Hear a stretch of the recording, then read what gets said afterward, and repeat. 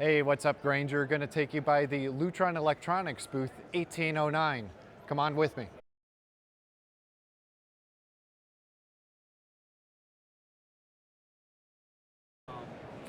Hey. Hey. Good afternoon, Tom. How are you doing today? Terrific, James. I'm doing well. We're having a great show here. Excellent. So I'm in the Lutron Electronics booth 1809 with Tom Shear. So why don't you walk us through what Lutron does? I'd be happy to. Thank you for joining us. So the primary thing that we're here talking about is the Lutron Ballast Retrofit Kit by C-Flex. For users of Lutron Ballast, we have an easy to find drop-in replacement to replace any Lutron fluorescent dimming ballast.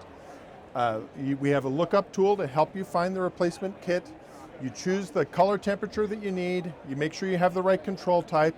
Lutron is here to help you, and the kits ship in about 1 week, right? So you have a fluorescent fixture with fluorescent lamps and a fluorescent ballast. You have lamp wiring and control and power wiring.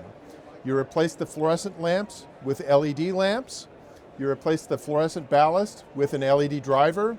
You use the same power and control wiring, and you use the same lamp wiring. The ones that you don't use, you just cap off and leave in the fixture. No wiring is changed outside the fixture. You can do it one at a time, a group at a time, a room, or a whole building all at once. The lamps, and I'm going to reach over here and grab a lamp, right? The lamps look just like a fluorescent lamp when they're off. They look just like a fluorescent lamp when they're on. They use the same pins and wiring and sockets as you already have installed. And I'm going to put it back in here. It works with the same Lutron control system as you already have installed, and you get the same dimming performance that you had with your fluorescent system, and it's easy to use, easy to drop in to replace any ballast. There have been 7 states so far that have passed legislation forbidding the sale of mercury-containing or fluorescent lamps starting next year. Canada has apparently passed similar legislation, and there's a number of other states. We should be preparing for a once-in-a-generation shift of lighting technology away from fluorescent towards LED, and there's all sorts of opportunities to add controls at the same time. For buildings that have switched fluorescent lighting, Before we switch over to some other things regarding these retrofit kits, sure. What types of customers are going to be impacted in a big way? That's a great question. Universities, office buildings, architectural lighting in public spaces. There's K through 12 schools have lots of ecosystem jobs. Lots of buildings in core and shell of public buildings that have lots of tenants.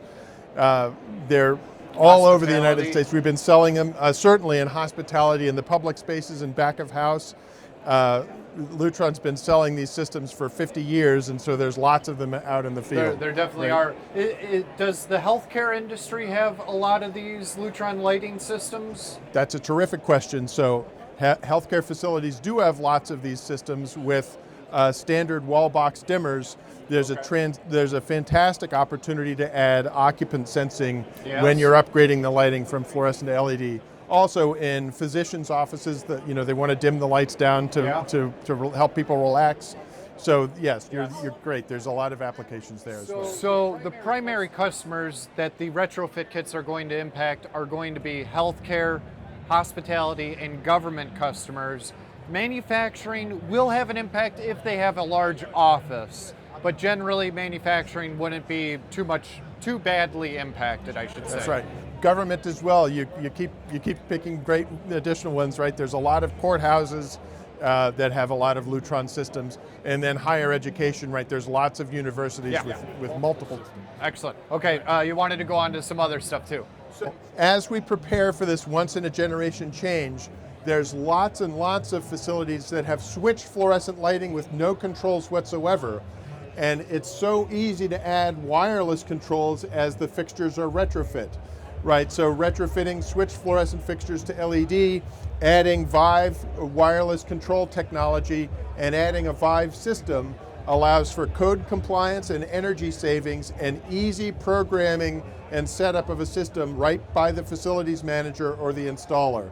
This is a fantastic system that's wireless, simple, and scalable for virtually any size system, and we have controls for any kind of lighting.